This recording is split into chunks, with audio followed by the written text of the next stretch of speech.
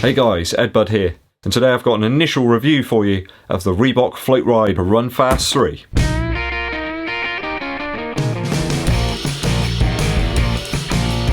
So mainly an upper update with this latest iteration of the shoe. It's just scraped in at the very end of 2020. You know, that year, the best one ever? Well, at least it's almost finished, I suppose. Let's dive into the stats on this one first. So in a UK 11 or a US 12, this one weighs in at 251 grams, which is 8.9 ounces. If you're wondering what the weight difference is between this and the version 2 of the shoe, then that one was 2 grams lighter. So everybody that suggested that the upper change on this one might make it a bit lighter, we were wrong. The midsole and outsole units look identical to the Run Fast 2, but we've got this mesh upper that replaces the sort of material-based one that was on the Run Fast 2. As you can see, quite a different upper here. Lots of material, lots of overlays. I really did quite like this upper though. The tongue's been dramatically altered in this new version of the shoe, and apparently it's made of micro suede. It's the first time that I've ever heard of that. There's also quite a difference in the profile in the heel area of the shoe. Much lower profile. There's a more pronounced heel counter in there too. And of course the Will Ferrell elf. You've got to have one of those in the back of your shoe because, you know, everybody else has got one, haven't they? The insole states an 8mm drop from heel to toe. So I kicked this one off with an initial 8.5 mile run, about 13.6 kilometers. I ran slow, medium and quick. Just mixed it up a bit today.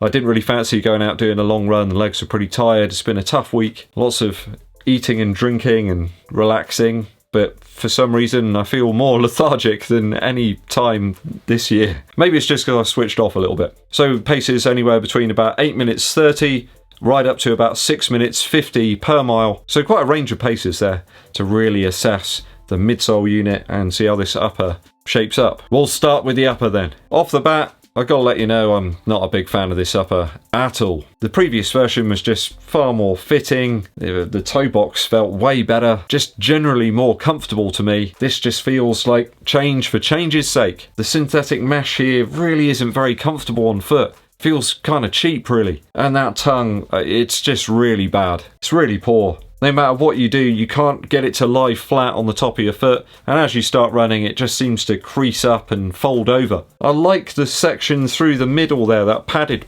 sort of section. It's a little bit like the tongue on the Alphafly in fact, where they've just got the padding in just the right places. But the sides of the tongue really could have done with being like a gusset type situation that goes around your foot to keep it nice and flat. Over the course of the run, the tongue just shifted right across to one side of my foot, and there's no lace loops there to hold the tongue in place. The laces have been replaced by this thinner cheese wire like twine, and in the cold trying to relace them and tighten them back up again, it just really hurt my fingers. They're pretty much too short as well if you want to use a runner's knot. You've just got enough length there to be able to do that. So a real backward step from the previous iteration of the shoe. Why? Just why make those changes when they're just not needed? Very disappointing so far, I have to say. At least the mesh doesn't hold on to too much water. Over the course of the run today, it was very wet out there, but it didn't really hold on to too much. It does unfortunately though hold on to dirt and grime really well. I tried to clean it and brush it out and it's not going anywhere. It's just ingrained in there already. It certainly grabbed lots of the local countryside.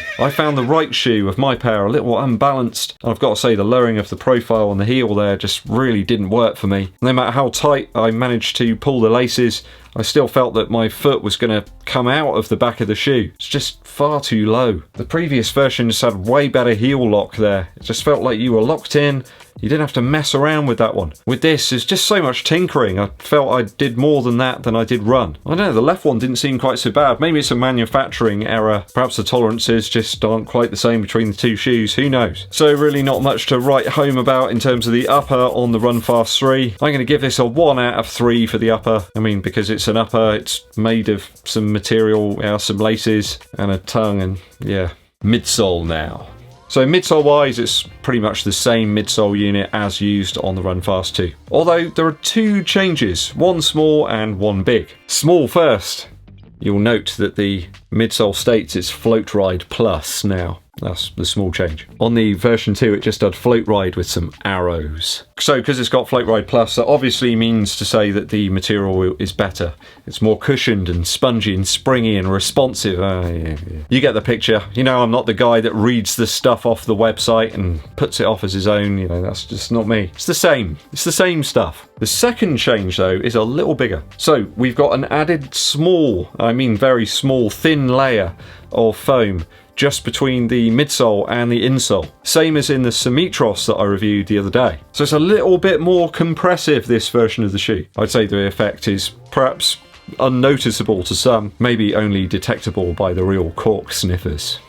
And I'm one of those, aren't I? So no real changes here in the midsole. It's still a great midsole to me. It still felt good. Underfoot, perhaps not on top of my foot. I gave the version 2 midsole a 2.6 out of 3, and I see no reason why I should give this anything different. That was a factor that kept me running in this shoe today. A lovely cushion still, but with a poorer lockdown on the top. Like perhaps wearing a nice pair of leather Italian handmade shoes with some really nasty beige socks and some frayed hot pants.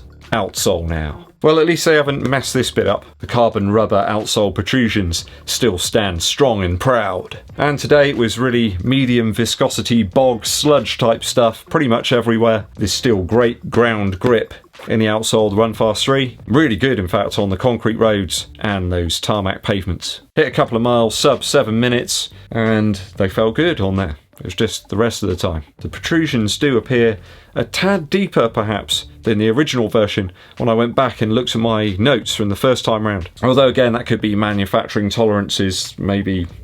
Who knows? Quite varied conditions today on my run. We've been hitting the local area recently with a storm, lots of wind and rain. There was lots of debris around, but didn't really have any issues in terms of the outsole. The good old carbon rubber held up well today. I'm going to give this one a 2.8 out of 3, only down to the spaces and the little holes between some of the protrusions, picking up a lot of dirt on the way round. They just got clogged up relatively quickly, but minor stuff.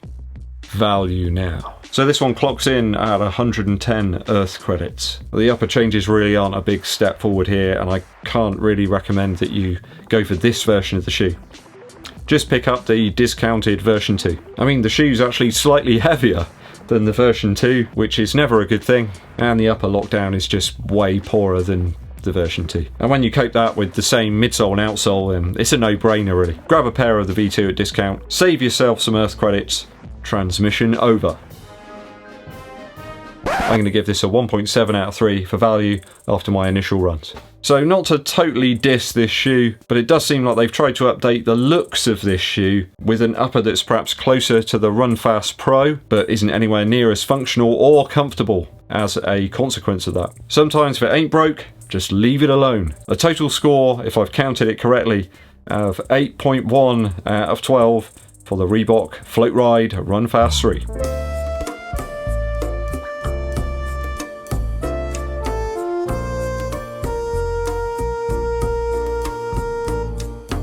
I'm sad to say it, but it's a really underwhelming shoe, this one. I kept having to stop, mess about with the laces. I feared at one point that my foot was going to actually come out of the shoe. It was really that bad. Before I went out in these, I did try a few different pairs of socks. That didn't really seem to make much of a difference. Just an inconsistent lockdown now with poor laces. I'm going to have to swap those out and see if I can improve things. How to ruin a midsole and outsole combo. It's a bit like George Thorogood without the destroyers, or Crosby and Nash without Stills and Young. Actually, Nash is fine. It's just like David Crosby, I suppose. I'm off to sob into my Run Fast 2s. A quick musical interlude for you. I dug back out my Rhythm King Best of CD this week, mainly to listen to some tracks from S Express.